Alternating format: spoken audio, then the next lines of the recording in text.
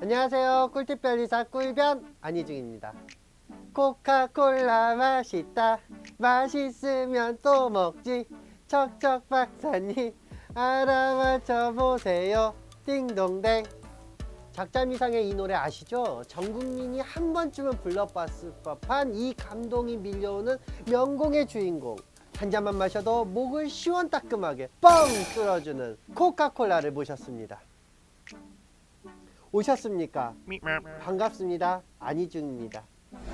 좋아요와 구독을 꼭 눌러주세요. 오늘은 글로벌 브랜드 탑 100에서 약 20년간 1위를 차지했던 세계적인 브랜드, 미국 문화의 상징, 죽어도 죽지 않는 불사조 코카콜라가 영생할 수 있는 비법을 알아보겠습니다. 이름 코카콜라, 나이 133세, 국적 미국, 원액 제조지 미국, 최근 거주지 CU, 기타 워렌 버핏이 사랑한 기업. 그럼 본격적으로 꿀팁 해시태그 하나씩 살펴볼까요? 꿀팁 해시태그 하나, 코카콜라의 영생 비법 노 특허. 코카콜라는 제조법에 대한 특허가 없습니다. 아이러니하게도 특허가 없어서 아직도 코카콜라는 독보적인 코카콜라, 영생하는 코카콜라인 것이죠. 무슨 말이냐고요? 특허를 출원해서 등록하게 되면 그 기술은 약 20년간 보호해 줍니다. 누군가가 내 특허를 침해하게 되면 아주 강력한 조치를 취할 수 있는 것이죠. 마치 실드 처리가 된다고나 할까? 모든 공격을 받아낼 수 있는 방패가 생긴다고나 할까? 천하무적이 되는 것이죠. 약 20년 동안 그 누구도 코카콜라의 동일한 제조법을 사용할 수 없게끔 만들어내는 것이지요. 근데 특허 보호 기간이 지나면, 약 20년이 지나면 얘기가 조금 달라집니다. 그동안 보호해준 대가로 특허가 공개되기 때문인데요. 무조건 코카콜라의 제조법은 공개가 되게 되고 그 제조법은 누구나 사용할 수 있게 됩니다. 마치 만인을 위한 기술로 전환이 되는 것이죠. 나만의 독점 관리가 사라지는 것이고 실드가 없어지고 마치 방패를 빼앗기게 되는 겁니다. 아마 코카콜라가 특허로 출원했다면 우리는 지금 집에서 코카콜라를 수제로 만들어 먹고 있을지도 모르겠어요. 앞서 말씀드린 대로 특허의 장단점이 있지만 결과적으로 코카콜라는 옳은 선택을 하게 된 것이죠. 특허로 출원하지 않고 영업 비밀로 지켰기 때문에 20년이 아니라 130년 동안 기술을 지켜냈습니다. 아마 코카콜라는 130년 동안 이 영업 비밀을 누군가 빼내면 어떡하지? 하고 노심초사했겠지만 그 스트레스 값으로 결국 이 기술을 지켜냈습니다. 듣자니 코카콜라의 레시피를 알고 있는 사람은 세상에 딱 2명뿐이며 그 2명은 동시에 죽을까봐 절대 같은 비행기도 타지 않는다는 소문이 있던데 그만큼 철저하게 레시피를 보호하는 노력인 것이겠죠. 한 번은 코카콜라 직원이 영원한 라이벌 펩시콜라에 이 비밀 레시피를 팔겠다고 나타났답니다. 다행히 펩시는 이 사실을 코카콜라에 통보했다는 이 믿거나 말거나 하는 해프닝도 있었다는 거죠.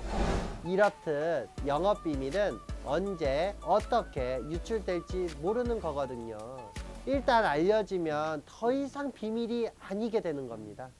어쨌든 어떠한 방식으로든 기술을 지킬 수 있다는 자신이 있다면 특허 출원 없이 영업 비밀로 지키면 됩니다. 1000년 이상도 지킬 수 있어요. 그렇게 코카콜라는 영생을 택한 것이죠. 꿀팁 해시태그 둘, 0.1초만 봐도 딱 아는 상표 아이덴티티. 코카콜라의 상표 변화를 보면 큰 변화는 없는 것 같습니다. 코카콜라라는 이 필기체 글자 하나를 꾸준히 밀고 있네요. 사실 코카콜라라는 글자로 읽히기보다는 이 로고 자체가 머리에 팍 박힌 느낌? 그래서 이런 상표권과 관련해서 펩시콜라와 1988년 캐나다에서 소송이 있었다고 합니다. 당시 문제가 된 부분이 코카콜라가 사용하는 필기체와 동일한 콜라 글씨를 펩시콜라가 사용한 것인데요. 사실 콜라는 청량 음료인 콜라를 일반적으로 지칭하는 명사이니까 사실 써도 괜찮거든요.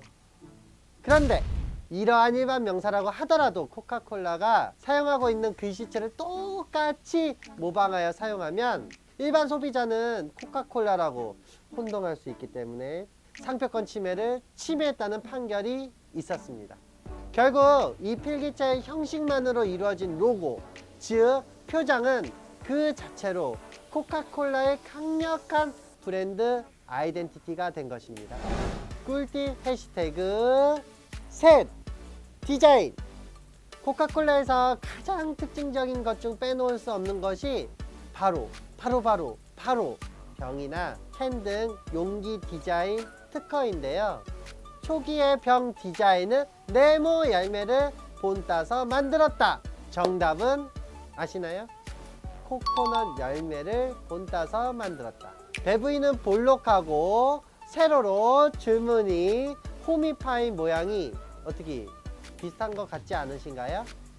이후 손으로 잡기 쉽도록 디자인이 변경되었고 1937년에 등록된 디자인 특허가 있었지만 1951년도에 보호기간이 만료하게 됩니다.